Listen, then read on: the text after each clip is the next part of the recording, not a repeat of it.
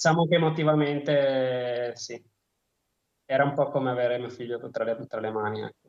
Il dottor Giorgio Cuffaro, pordenonese di 37 anni, è il pediatra che il giorno di Pasqua è arrivato a Motta di Livenza pochi istanti dopo lo schianto in cui è rimasto gravemente ferito un bambino di Caorle di 2 anni. Solo per caso, insieme alla moglie e ai 5 figli, transitava lungo quella strada. Si era scordato il telefono all'ospedale di Conegliano, una delle strutture in cui opera da libero professionista. Quella giornata sono state una serie di coincidenze che per chi ci crede sono state veramente provvidenziali.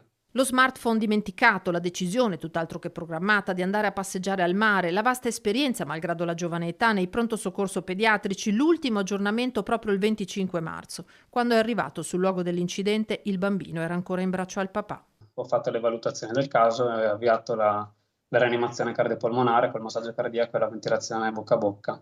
E quindi ho proseguito fino effettivamente all'arrivo dell'ambulanza. Il cuore ha ripreso a battere regolarmente, eventualità rara in queste circostanze, anche se le condizioni del piccolo restano gravissime per il violento trauma cranico subito. La famiglia ha contattato in queste ore il pediatra per dirgli grazie.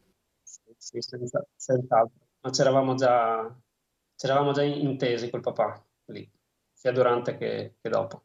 Quando il bambino è partito in elicottero verso Padova, il giovane pediatra è risalito in auto dove l'aspettavano la moglie e i figli da 1 a 7 anni e la loro reazione. I bambini, abbiamo detto, hanno capito quello che hanno capito e mia moglie ha capito un po' di più e insomma l'emozione è enorme. Non son cose da tutti i giorni, per fortuna.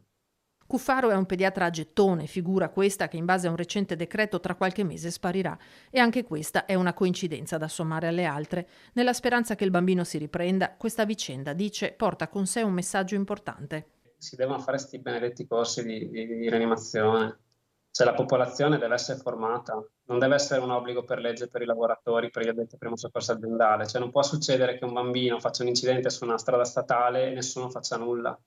È inaccettabile. O che un altro soffochi con la mozzarella in pizzeria, ma cioè siamo robe da preistoriche. Questo c'è da dire secondo me, l'unica conclusione di questa faccenda.